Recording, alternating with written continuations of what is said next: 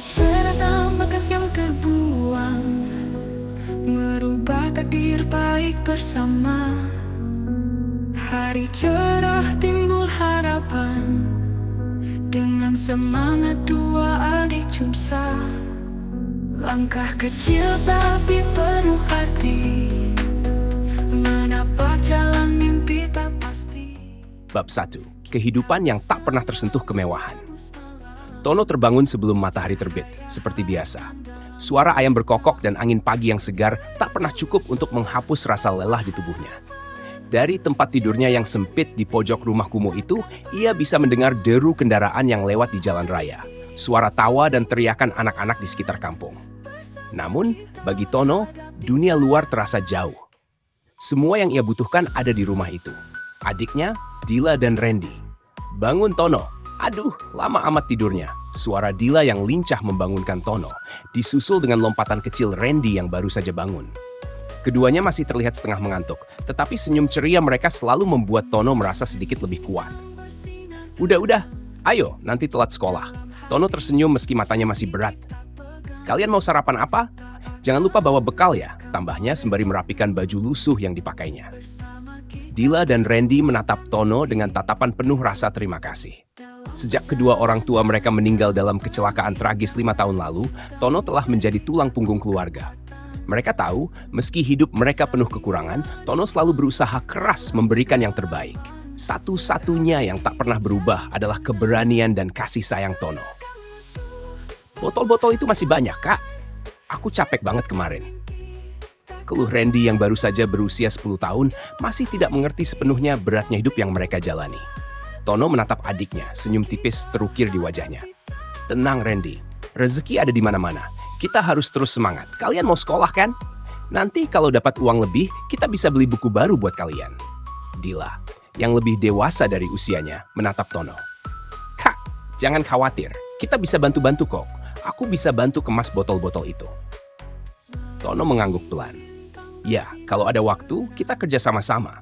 Tapi kalian tetap harus fokus belajar, oke? Katanya dengan suara yang lebih tegas. Setelah sarapan sederhana, Tono memulai rutinitasnya. Ia mengenakan jaket bekas yang sudah lusuh, menyambar tas berisi kantong plastik untuk mengumpulkan botol-botol bekas, lalu berjalan menuju jalan utama. Jalanan yang penuh dengan sampah dan keramaian itu adalah tempat Tono mencari rezeki. Ia sudah terbiasa dengan bau busuk dan kotoran yang bertebaran di sana-sini. Tidak ada waktu untuk berpikir, apalagi merencanakan masa depan. Yang ada dalam pikirannya hanyalah satu, bagaimana agar bisa memberi makan adik-adiknya dan memastikan mereka tetap bisa sekolah. Tono tahu, meski dunia di sekitarnya tak pernah menunjukkan kemewahan, ada satu hal yang selalu ia miliki, harapan. Harapan bahwa kehidupan mereka suatu saat bisa berubah. Namun, untuk itu, ia harus terus berjuang, tak peduli betapa beratnya jalan yang harus ia lalui. Tengah hari, setelah berjam-jam mengumpulkan botol bekas, Tono duduk di pinggir jalan untuk makan siang. Sebuah nasi bungkus sederhana yang dibelinya dari uang hasil kerja kerasnya. Ketika ia sedang menikmati makanannya, seorang pria tua mendekatinya. Pria itu mengenakan pakaian kumal, rambutnya yang putih berantakan dan wajahnya penuh keriput. Ada yang bisa saya bantu, nak? Tanya pria tua itu dengan suara yang lemah. Tono menatap pria itu sejenak. Tidak, Pak. Saya cuma makan sebentar. Jawab Tono pelan, tidak ingin terganggu. Namun, pria tua itu tidak pergi begitu saja. Anak muda, hidup itu memang keras. Tapi ingat, jangan biarkan hidup membuatmu kehilangan senyuman. Dunia ini penuh dengan orang-orang yang membutuhkannya. Ujar pria tua itu. Matanya menatap jauh seakan berbicara bukan hanya kepada Tono, tetapi juga kepada dirinya sendiri. Tono terdiam, menyimak kata-kata itu. Ia tahu hidup memang keras. Namun, bagaimana bisa ia tersenyum ketika beban hidup begitu berat? Bagaimana bisa ia tertawa ketika semuanya terasa begitu hilang? Terima kasih, Pak. Tono akhirnya berkata, meski tak sepenuhnya mengerti makna kata-kata pria tua itu. Pria itu hanya tersenyum dan melangkah pergi. Ketika sore tiba, Tono kembali ke rumah.